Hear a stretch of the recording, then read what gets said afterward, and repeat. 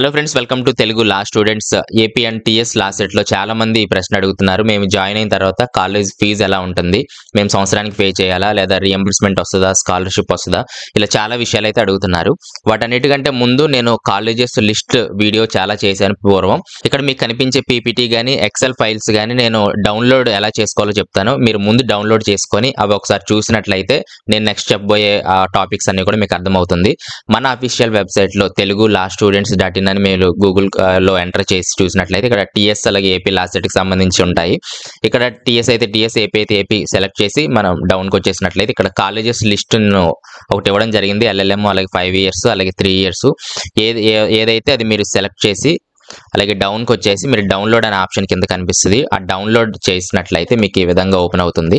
ఇక్కడ colleges list అంతా, అంటే లాస్ట్ ఇయర్ ఏవైతే కాలేజెస్ ఉన్నాయో ఆ లిస్ట్, అలాగే ఏ కోర్సెస్ ఆఫర్ చేస్తున్నాయి, ఎన్ని సీట్స్ ఉన్నాయి, అలాగే ట్యూషన్ ఫీ పర్ యానం ప్రతి సంవత్సరం కూడా మనం ఎంత పే చేయాలనేది కూడా ఇక్కడ ఉండడం జరుగుతుంది.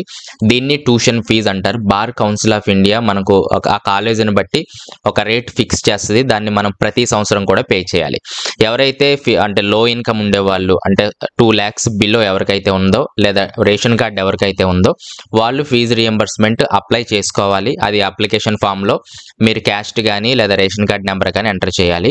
2 lakhs అబోవ్ ఎవరికైతే ఉందో వారు నాట్ ఎలిజిబుల్. ఒకవేళ మీరు ఓసీ క్యాండిడేట్స్ అయితే ఈడబ్ల్యూఎస్ మీకు ఉన్నట్లయితే మీరు రియంబర్స్మెంట్కి ఎలిజిబిలిటీ ఉంటుంది. అలాగే రిజర్వేషన్ కేటగిరీలో కూడా ఎవరైతే పేరెంట్స్, జాబ్ హోల్డర్స్, ఎంప్లాయీస్ ఎవరైతే ఉన్నారో వాళ్ళకి హయ్యర్ ఇన్కమ్ ఉంటుంది కాబట్టి వాళ్ళు రియంబర్స్మెంట్కి నాట్ ఎలిజిబుల్. అయితే మొత్తం ఫీజు పే చేయాలా అంటే మీకు మంచి ర్యాంక్ వచ్చినట్లయితే, ఏదైనా కాలేజీలో సీట్ వచ్చినట్లయితే త్రూ లా సెట్, ఏపీ కానీ టీఎస్ కానీ డిఫరెంట్, ఏపీలో అయితే ఏపీ, టీఎస్లో అయితే టీఎస్, ఈ టీఎస్ లా సెట్ ద్వారా ఎవరికైతే సీట్ వస్తుందో, ఏ కాలేజీలో అయితే సీట్ వస్తుందో ఆ ఫీజు అనేది అప్లికబుల్ అవుతుంది. అది మీరు ప్రతి సంవత్సరం కూడా పే చేయాలి. అంటే ఎవరైతే హయ్యర్ ఇన్కమ్ ఉండి రియంబర్స్మెంట్ రాదో, సో మిగిలిన వారందరూ రేషన్ కార్డు ఉండి white ration card reimbursement eligibility ఉండే వాళ్ళు మాత్రం గవర్నమెంట్ పే చేయడం జరుగుతుంది. ఏదైతే ఫీ ఇక్కడ ఉందో అదంతా గవర్నమెంట్ పే చేస్తుంది. కొంతమందికి మీ ఇన్కమ్ బట్టి హాఫ్ పే చేస్తుంది. అంటే తెలంగాణలో, ఆంధ్రప్రదేశ్లో చూస్తే మనకు ఫుల్గా గవర్నమెంట్ పే చేస్తుంది. తెలంగాణలో అయితే కొంతమందికి ఇక్కడ 28,000 ఉంది.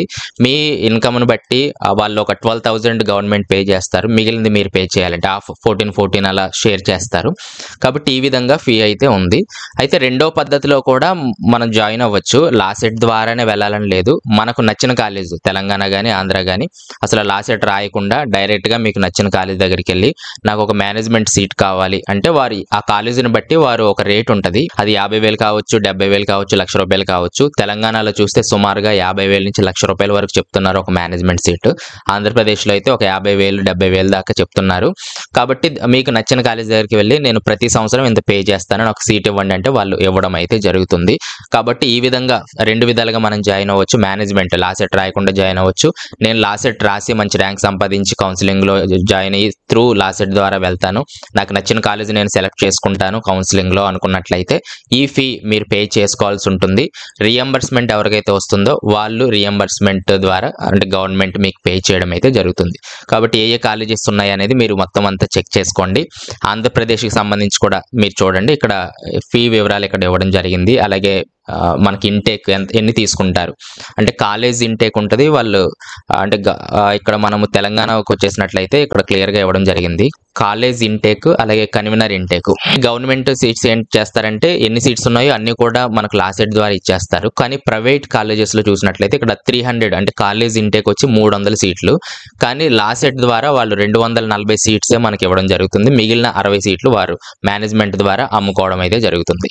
కాబట్టి ఈ విధంగా మీరు సీట్స్ వివరాలు అలాగే ఇవన్నీ కూడా చూసుకోండి. రానున్న వీడియోలో చాలా మనం డిస్కస్ చేద్దాము. చాలా డౌట్స్ మీకు రావచ్చు. అలాగే స్కాలర్షిప్కి ఏజ్ లిమిట్ ఎంత, అలాగే పీజీ చేసిన వాళ్ళకి వస్తుంది అంటే పీజీ చేసిన వాళ్ళకైతే పీజీలో ఆల్రెడీ తీసుకుంటే రాదండి, ఏపీ కానీ తెలంగాణ కానీ. ఏజ్ లిమిట్ వచ్చి రిజర్వేషన్ కేటగిరీ అయితే 30 years, రిజర్వేషన్ అంటే 34 years, రిజర్వేషన్ కేటగిరీ కాని వాళ్ళైతే 30 years వరకు ఏజ్ లిమిట్ అయితే ఉంది. మీరు అప్లై చేసుకోవచ్చు. అదైనా లో ఇన్కమ్ వైట్ రేషన్ కార్డు ఉండే వాళ్ళు మాత్రమే. దీనికి సంబంధించి డీటెయిల్డ్ వీడియోస్ సుమారు 15 నుంచి 17 నిమిషాల పరిధిలో చేశాను ఇది. డిస్క్రిప్షన్‌లో లింక్స్ ఇస్తాను. రీయింబర్స్‌మెంట్‌కి అర్హత ఏంటి? స్కాలర్‌షిప్ వస్తుందా? ఇవన్నీ కూడా చాలా డీటెయిల్‌గా చేశాను లాస్ట్ ఇయర్. అవి డిస్క్రిప్షన్‌లో ఇస్తాను. అవి చూడండి. చూస్తే మీకు క్లారిటీ వస్తది. ఏమైనా డౌట్స్ ఉంటే కింద కామెంట్స్‌లో తెలియచేయండి. కాబట్టి ఇవి డౌన్‌లోడ్ చేసుకొని మీరు చూడండి మన అఫీషియల్ వెబ్‌సైట్‌లో నుంచి. సో మాక్సిమం కవర్ చేశాను అనుకుంటున్నాను. ఏమైనా మర్చిపోతే నెక్స్ట్ వీడియో కవర్ చేస్తాను. ఏమైనా డౌట్స్ ఉంటే కింద కామెంట్స్‌లో తెలియచేయండి. రిప్లై ఇవ్వడానికైతే ట్రై చేస్తాను.